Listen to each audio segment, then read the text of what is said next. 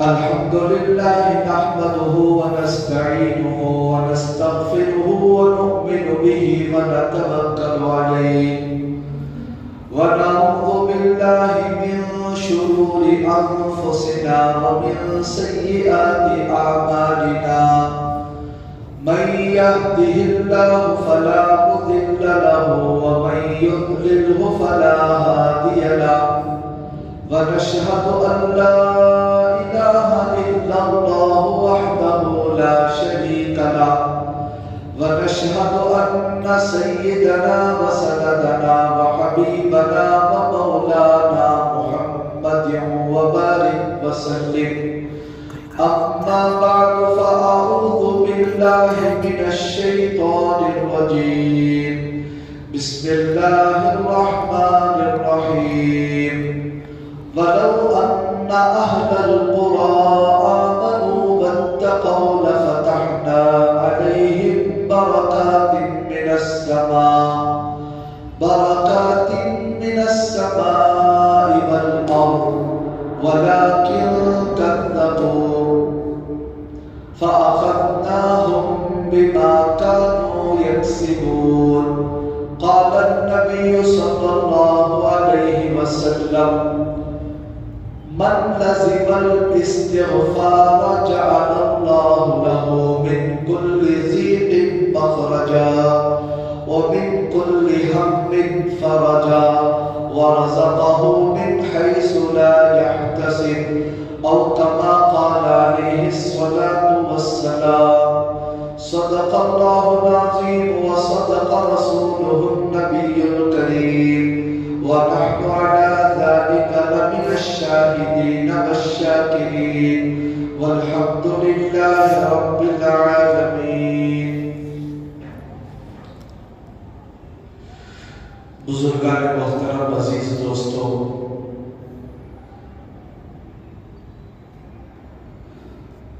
ہم خود اپنی حالت پر بھی غور کریں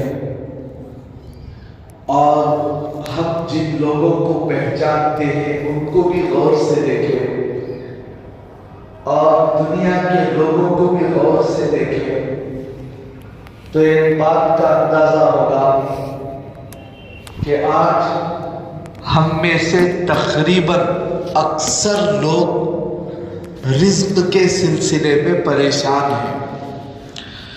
10,000 کمانے والا اس بات پر پریشان ہے کہ میں 20,000 کیسے کما لوں. 50,000 کمانے والا اس بات پر پریشان ہے کہ میری آمدنی 50,000 سے بڑھ کر 1,00,000 کیسے ہو جائے. ایک گھر والا 2 گھر بنانے کی فکر میں ہے، ایک دکان والا دوسرے دکان کی فکر میں ہے، ایک فیکٹری والا دوسرے فیکٹری کی فکر میں ہے. غرض ہر آدمی اپنی آمدنی کو بڑھانے کی کوشش کر رہا ہے. مال کی کثرت کی تمنا ہر ایک کے دل میں ہے. یہاں اس ایک بات کو اچھی طرح سمجھ لینا چاہیے. ایک ہے مال کی کثرت اور ایک ہے مال کی برکت. کثرت الگ چیز ہے، برکت الگ چیز ہے. پہلے ہم لوگ سنتے تھے کمائیوں میں برکتیں بہت تھی، کمانے والا ایک تھا، سارا گھرانہ بیٹھ کر کھاتا تھا، اسی کمائی سے سب کے لیے ضرورتیں سب کی پوری ہو جاتی تھی. آج شوہر بھی کما رہا ہے، بیوی بھی کما رہی ہے، بچے بھی کما رہے ہیں، لیکن پریشانیاں جیسی کی ویسی ہی ہیں. بلکہ جتنی کمائی بڑھ رہی ہے اتنی ہی زیادہ پریشانیاں بھی بڑھ رہی ہیں. وجہ کیا ہے؟ آمدنی کی کثرت ہے لیکن برکت ختم ہو گئی. اور برکت کیوں ختم ہوتی ہے؟ حدیث پاک میں اللہ کے رسول صلی اللہ علیہ وسلم نے ارشاد فرمایا، جب کسی آدمی کا مقصد صرف دنیا بن جاتا ہے اسی کے لیے سفر کرتا ہے، اسی دنیا کی خاطر سفر سے واپس آتا ہے۔ گھر میں جاؤ وہی خیال، بازار جاؤ وہی خیال کہ کیسے میری دنیا بڑھ جائے، کیسے مال بڑھ جائے، کیسے میری دکان ترقی کر جائے۔ ہما وقت یہی فکر ہے۔ آخرت بھول کر بھی یاد نہیں آتی کہ مجھے ایک نہ ایک دن مرنا ہے۔ خبر میں جاؤں تو میرا کیا ہوگا، حشر میں جاؤں تو میرا کیا بنے گا، میں کیسے جہنم سے بچنے والا بن جاؤں، پل صراط پر آسانی سے گزرنے والا بن جاؤں، جنت میں کیسے جانے والا بن جاؤں۔ آخرت کی کوئی فکر اسے نہیں ہے، صرف دنیا کی فکر ہے۔ اللہ کے نبی فرماتے ہیں اللہ پاک اس کے کاموں کو منتشر کر دیتے ہیں، یعنی ایک دن میں ہونے والا کام ہفتوں میں بھی نہیں ہوتا، اور فخر و فاخر کا خوف دل میں ڈال دیتے ہیں۔ کیا ہوگا کیا ہوگا، آمدنی بہت کم ہے، اتنی کم کمائی میں کیسے زندگی گزرے گی، بچوں کا کیا ہوگا، کیسے شادی کریں گے۔ ہمیشہ اسی ٹینشن کے اندر اللہ اس کو لگائے رکھتے ہیں۔ کس کو؟ جس کا پورا وقت صرف دنیا کی فکر میں ہو، اور جس کے دل میں آخرت کی فکر ہو۔ آخرت کی فکر کے ساتھ، نمازوں کی پابندی کے ساتھ، اللہ کے احکامات کو پورا کرتے ہوئے، اس کے بعد آخرت کو دھیان رکھ کر آگے کمانے کے لیے نکلتا ہے، اللہ اس کی روزی کو جمع کر دیتے ہیں، مجتمع فرما دیتے ہیں، اور اس کے کاموں کو آسان کر دیتے ہیں، اور روزی ایسے ملتی ہے جیسے مثال دے کر بتلاتے ہیں۔ ہم اپنے گھروں میں مرغیوں کو پالتے ہیں، مرغی کے بچے رہتے ہیں، چھوٹے چھوٹے چوزے۔ جب ان کو دانے دیتے ہیں تو کیسے ڈالتے ہیں؟ ایک کھٹورے میں رکھ کر دانے ڈالتے ہیں۔ لیکن جب مالک ناراض ہو جاتا ہے، مرغیوں کو پالنے والا، وہ کھٹورے میں رکھ کر مرغی کے سامنے نہیں رکھتا، بلکہ وہ کھا کر پھینک دیتا ہے۔ اب مرغی کیا کرتی ہے، چوزے کیا کرتے ہیں؟ ایک ایک دانے کے لیے ادھر کبھی مشرق، کبھی مغرب، کبھی ادھر کبھی ادھر گھوم گھوم کر کھاتے ہیں۔ بالکل ایسے ہی اللہ کسی سے ناراض ہوتے ہیں تو اس کی روزی بند نہیں کرتے، بلکہ روزی میں سے برکت کو چھین لیتے ہیں۔ اللہ تو صاف فرماتے ہیں لو کانت الدنیا تعدد عند اللہ جناح بعوضہ ما سقا کافرا منہا شربۃ ماء۔ یہ دنیا کی کوئی حیثیت اللہ کے پاس نہیں ہے، یہاں کے حکومتوں کی، یہاں کے کھانوں کی، یہاں کی بڑے بڑے بلڈنگوں کے اللہ کے پاس کوئی حیثیت نہیں ہے۔ اللہ فرماتے ہیں اگر دنیا کی تھوڑی بھی حیثیت میری نگاہوں میں ہوتی تو میرے نافرمان کو یہ گھونٹ پانی بھی میں نہیں دیتا۔ اللہ کے نزدیک اس کی کوئی حیثیت نہیں ہے، اس لیے اللہ کا نافرمان ہے، اللہ اسے بھی روزی دے دیتے ہیں، اسے بھی عزتیں دے دیتے ہیں، اسے بھی بلڈنگیں دے دیتے ہیں، اسے بھی راحت کے سامان دے دیتے ہیں، لیکن روزی میں سے برکت چھین لیتے ہیں۔ اب برکت ختم ہو گئی تو روزی کے سلسلے میں انسان ہمیشہ پریشان۔ قرآن مجید میں اللہ پاک نافرمان قوموں کا تذکرہ کرنے کے بعد ایک بات بیان فرماتے ہیں، اسی بات کو میں نے خطبے میں پڑھا، وَلَوْ أَنَّ أَهْلَ الْقُرَىٰ آمَنُوا وَاتَّقَوْا لَفَتَحْنَا عَلَيْهِمْ بَرَكَاتٍ مِّنَ السَّمَاءِ وَالْأَرْضِ وَلَكِنْ كَذَّبُوا فَأَخَذْنَاهُمْ بِمَا كَانُوا يَكْسِبُونَ۔ اللہ فرماتے ہیں کہ اگر یہ گاؤں والے نبیوں کو بات کو مان کر ایمان لے آتے اور تقوی اختیار کرتے، اللہ سے ڈر کر زندگی گزارتے، زمین و آسمان کی ساری برکتیں میں ان پر کھول دیتا، لیکن یہ لوگ جھٹلائے، پیغمبروں کو جھٹلائے، پیغمبروں نے جس طرح زندگی گزارنے کا طریقہ بتایا اس کو جھٹلائے، تو کیا کیا؟ فَأَخَذْنَاهُمْ بِمَا كَانُوا يَكْسِبُونَ۔ ان کے برے اعمال کی وجہ سے میں ان کو ایسا پکڑا کہ وہ پریشان ہو گئے، حیران رہ گئے کہ یہ کیا ہو گیا ہمارے ساتھ۔ تو اس بات کو سمجھنے کی ضرورت ہے، ایک ہے مال کی کثرت اور ایک ہے مال کی برکت۔ کثرت سب کو مل جاتی ہے، لیکن برکت صرف ایمان والے اور اللہ سے ڈرنے والوں کو اللہ دیتے ہیں۔ اب برکت کسے کہتے ہیں؟ برکت کے معنی یہ نہیں ہے کہ کسی کی سیلری 50,000 تھی، اچانک 1,00,000 اس کا پروموشن ہو کر 1,00,000 کی سیلری مل گئی تو اسے برکت نہیں کہتے۔ ایک گھر سے 2 گھر ہو گئے، اسے برکت نہیں کہتے۔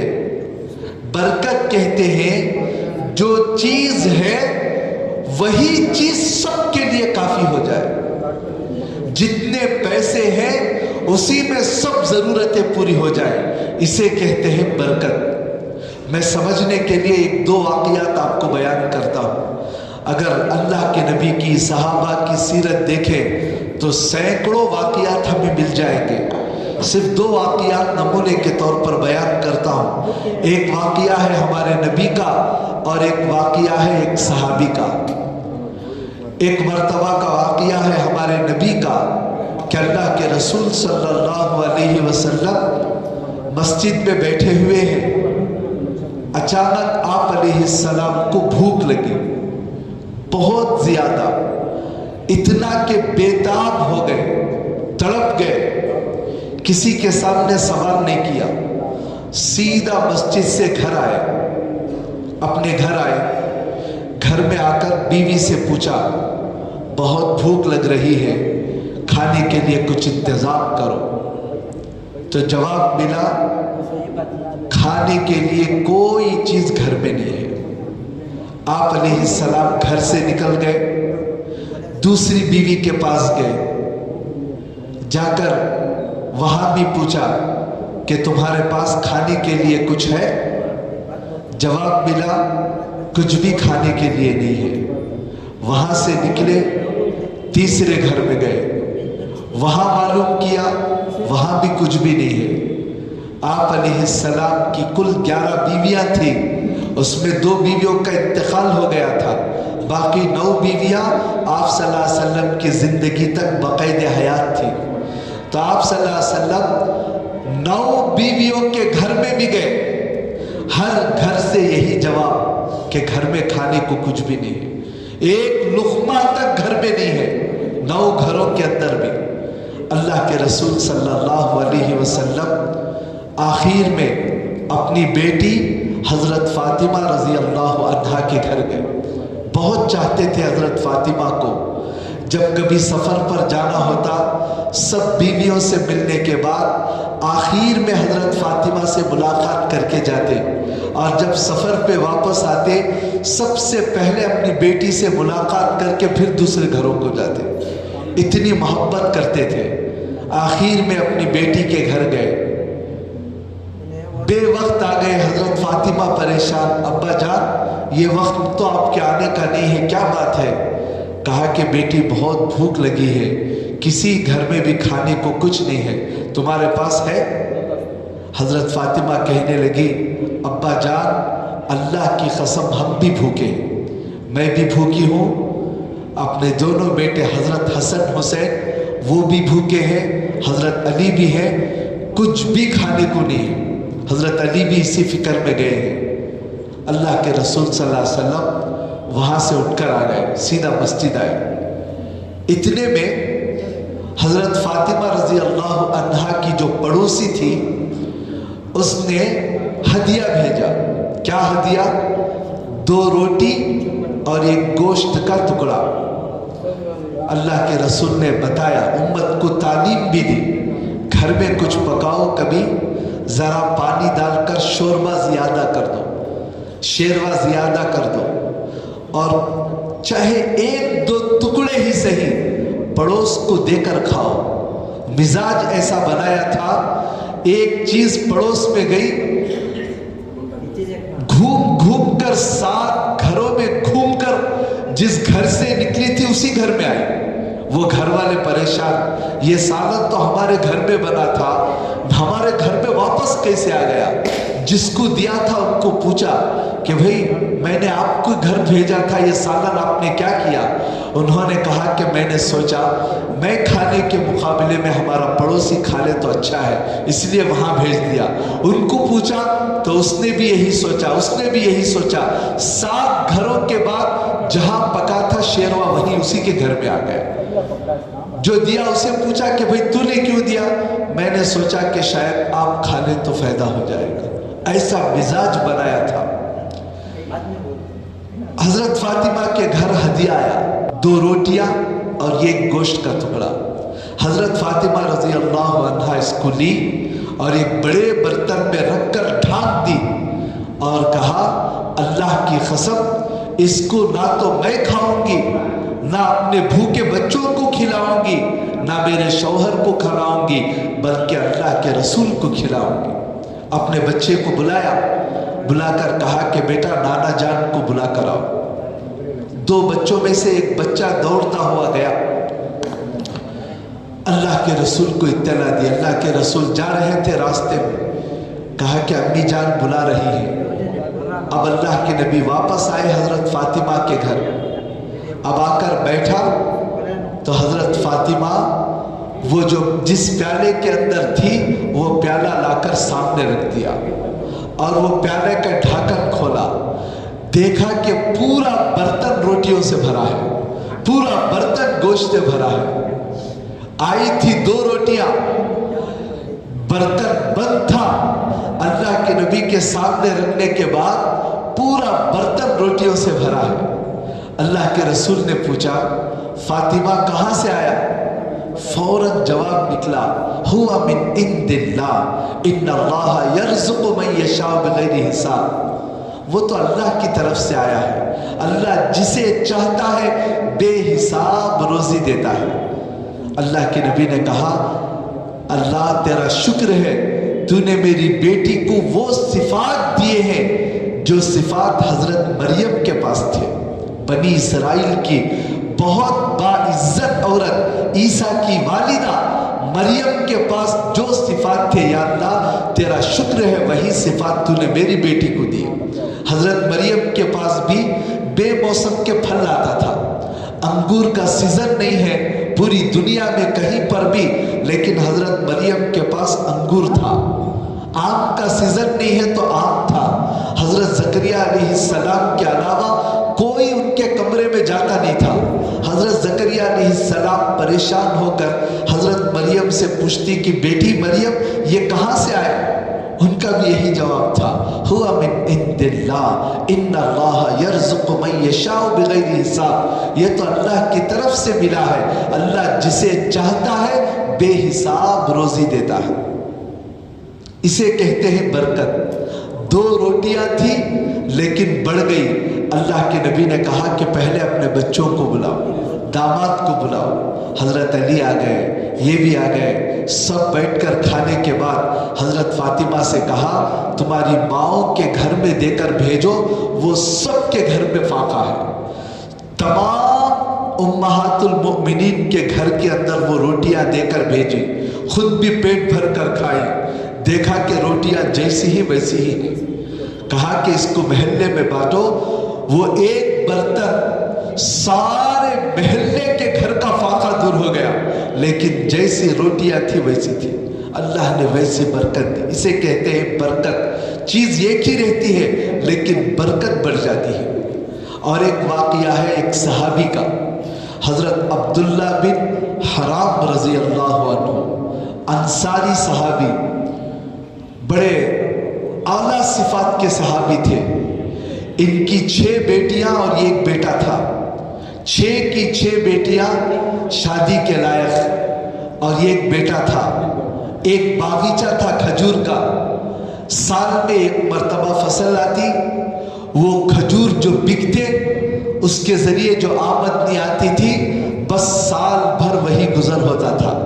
جب وہ ختم ہو گئے قرض لیتے، جب پھر کھجور کی فصل آتی تو اس کو بیچ کر قرض چکایا کرتے تھے۔ تو ایک مرتبہ جنگ احد کا واقعہ جب پیش آیا، کل جنگ احد کے لیے جانا ہے، اس سے ایک دن پہلے حضرت عبداللہ بن حرام رضی اللہ عنہ اپنے بیٹے جابر کو بلایا، رات کا وقت بیٹے کو بلا کر نصیحت کی کہ بیٹے، اس دنیا میں اللہ اور اس کے رسول کے بعد سب سے زیادہ محبت مجھے تجھ سے ہے، میری ایک وصیت ہے، اس کو تو پورا کر۔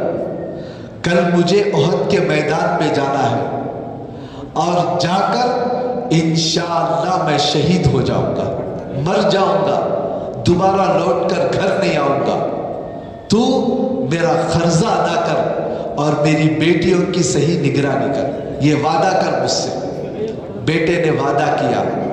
بیٹے کے دل پر بھی کیا گزرا ہوگا جب باپ کے زبان سے یہ الفاظ نکل رہے ہوں کہ بیٹا آج کی رات تمہارے ساتھ آخری رات ہے، اس کے بعد تم کبھی اپنے باپ کو دیکھ نہیں سکو گے، میرے جانے کے بعد اپنے بہنوں کا خیال رکھنا، ان کی اچھی تربیت کرنا، ان کی شادی کا خیال کرنا، اور میرا بہت قرضہ ہے، بہت زیادہ قرضہ تھا، قرضے کی ساری لسٹ بنائی، فلاں فلاں فلاں، اس کو اتنا دینا ہے، اس کو اتنا دینا ہے، یہ قرضہ چکانے کی ذمہ داری تیری۔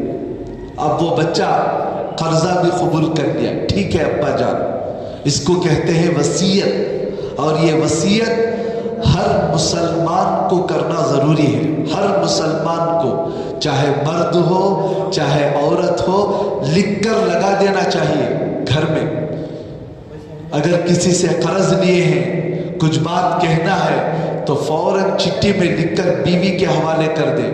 بیوی کسی کے پاس قرض لی ہے، شوہر کو اطلاع کر کے جائے مرنے سے پہلے کہ میں ان کے پاس قرض لیا ہوں، ان کو اتنا دینا ہے، ان کو اتنا دینا ہے۔ بغیر انتظام کیے مر گئے، شہادت کی موت میں بھی مغفرت مشکل ہے۔ ایک صحابی انتقال ہوئے ہیں، شہید ہو گئے ہیں، سارے صحابہ ان کو خوشخبری دے رہے ہیں۔ صحابہ نے آ کر پوچھا، اللہ کے رسول فلاں شہید ہو گئے، کیا ان کے گناہ معاف ہو گئے؟ اللہ کے نبی نے کہا ہاں، وہ تو بخشائے ہیں، سارے گناہ معاف ہو گئے۔ اللہ کے نبی نے کہا فوراً جبرائیل السلام آئے، کہا کہ اللہ کے رسول، شہید کا ہر گناہ معاف ہو سکتا ہے، لیکن قرض لے کر مرا ہو اور اس کا انتظام نہ کیا ہو تو شہید کی بھی مغفرت نہیں ہوتی۔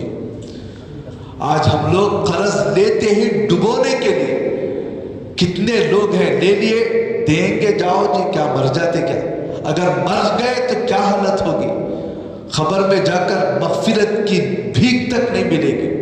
اس لیے 1 روپیہ قرض بھی کسی کا ذمے میں ہے، جیتے جی اس کو ادا کر کے جانے کی کوشش کرے، ورنہ قیامت کے دن 1 روپیے کے بدلے ہزاروں نیکیاں دینا پڑے گا، اللہ چکائیں گے۔ 50 پیسے بھی لیا تھا، اللہ حساب کریں گے، تو نے 1 روپیہ باقی تھا کیوں نہیں دیا؟ 1 روپیہ 2 روپیہ آج کل حساب میں نہیں آتے۔ دکان میں گئے، 2 روپے چلر نہیں ہیں، وہ بھی چھوڑ دیے، یہ بھی چھوڑ دیے، کس کے ذمے میں باقی ہیں؟ دکان والے کے ذمے میں باقی ہیں 2 روپیے۔ قیامت کے دن پتہ نہیں کتنی لاکھ نیکیاں اسے دینا پڑے گا، کتنی نمازیں اس کو دینے پڑے گی۔ اس لیے معاملات میں بہت صاف رہنا چاہیے، مرنے سے پہلے ایسا اپنے آپ کو معاملات میں صاف کر لیں، حضرت اسرائیل آئے تو تیار رہے کہ مجھے کسی سے کچھ لینا نہیں دینا نہیں، بس جانے کے لیے تیار۔ تو وہ صحابی عبداللہ بن حرام رضی اللہ عنہ وصیت کر رہے ہیں، میرا فلاں کا قرض ہے، فلاں کا قرض ہے، ادا کرنا۔ وصیت کر کے جب فجر کے بعد احد کے میدان میں نکلے تو سب سے پہلے احد کے میدان میں یہی شہید ہوئے، اور ایسا دشمنوں نے حال کر دیا تھا، جسم کو مسلح کر دیا، مسلح کہتے ہیں ٹکڑے ٹکڑے کر دیا، ناک کاٹ دیا اور کان کاٹ دیا، ہاتھ کتر دیے، پیٹ کاٹ دیا، معلوم بھی نہیں ہو رہا تھا کہ یہ کون ہے۔ ان کی لاش کے ٹکڑوں کو اٹھا کر یہ کپڑے میں ڈال کر اٹھا کر لے کر آئے، جیسے کسی گری پڑی چیزوں کو اٹھا کر لایا جاتا ہے۔ ان کی لاش پکڑنے کے لائق نہیں تھی، کپڑے میں ڈال کر اٹھا کر لائے بھائی ہیں ان کی بہن نے پہچانا کہ یہ میرے بھائی عبداللہ بن حرام ہے، چہرہ تک پہچانا نہیں جا رہا تھا، ایسی حالت دشمنوں نے کر دی۔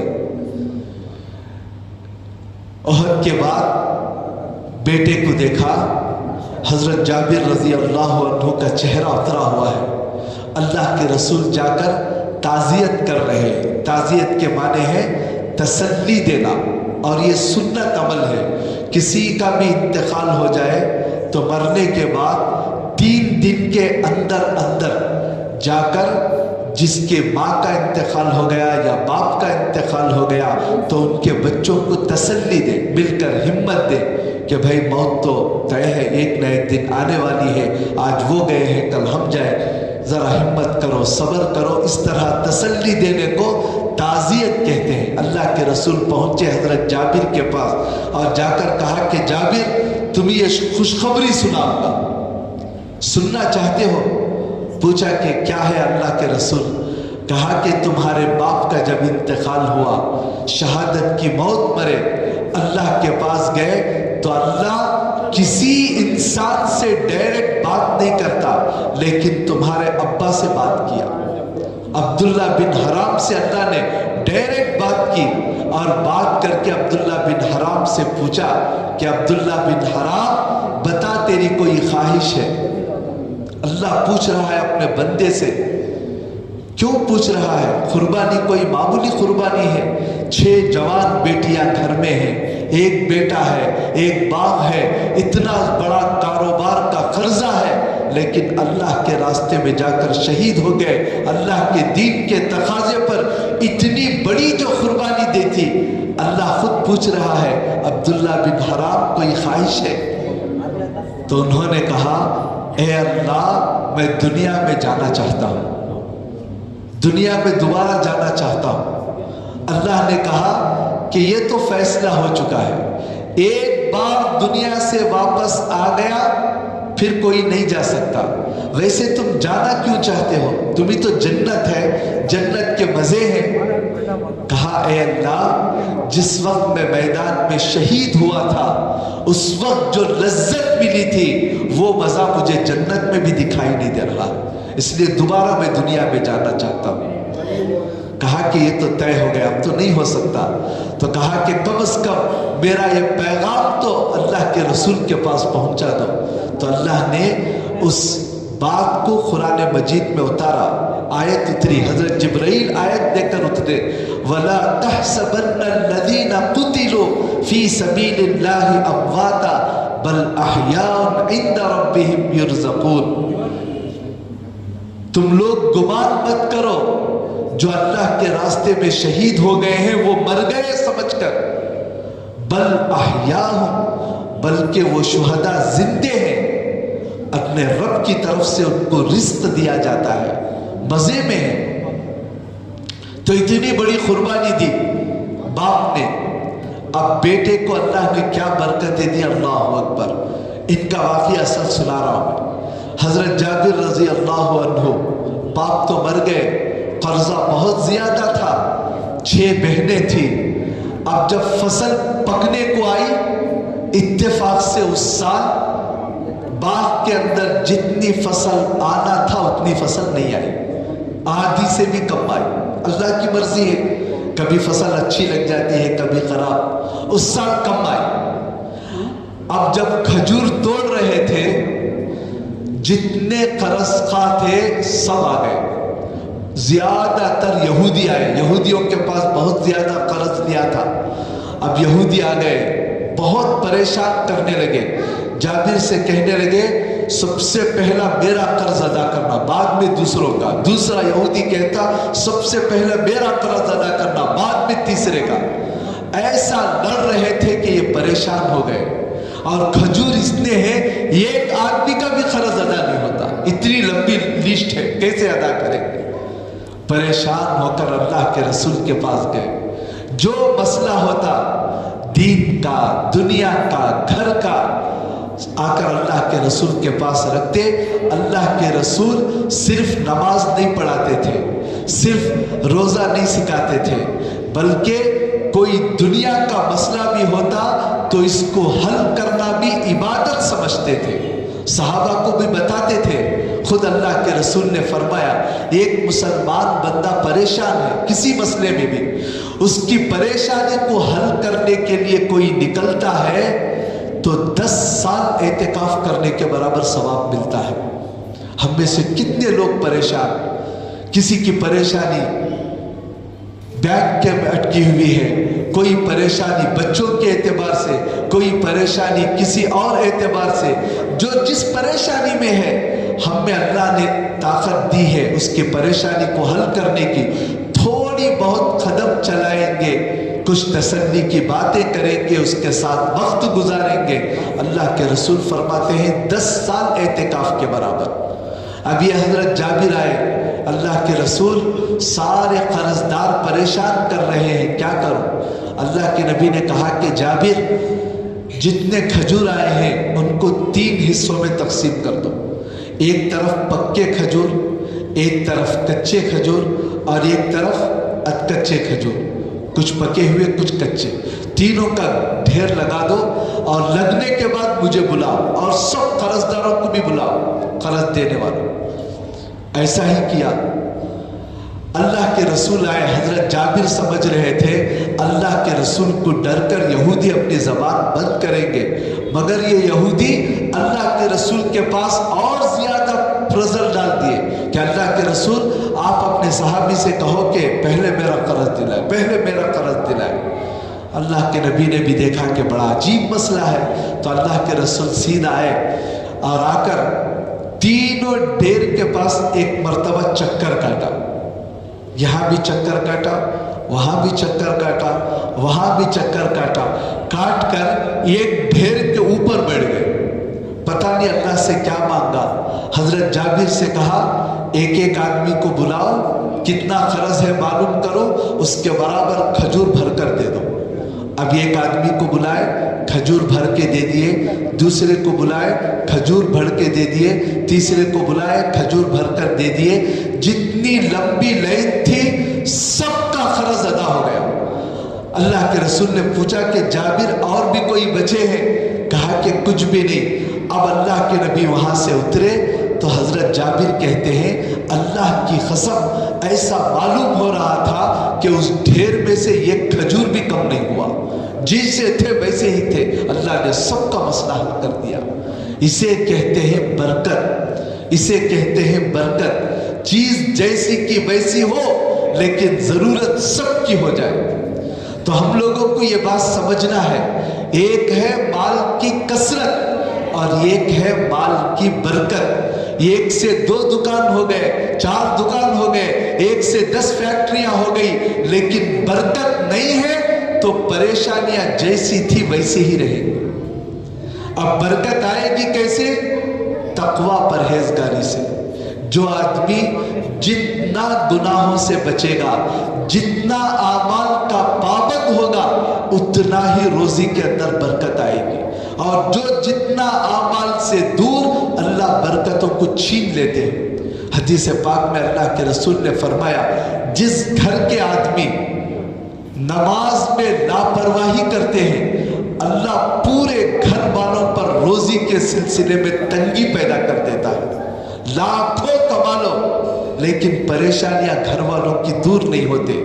اب اس کا علاج ایک سے بڑھ کر ایک کاروبار کو بدلانا نہیں ہے، اس کا علاج اللہ کے سامنے رجوع کرنا ہے۔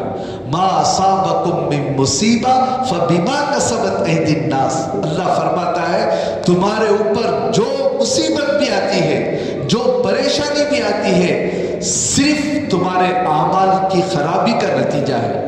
اعمال اچھے کر لو تمہاری مصیبتیں دور ہو جائیں گی۔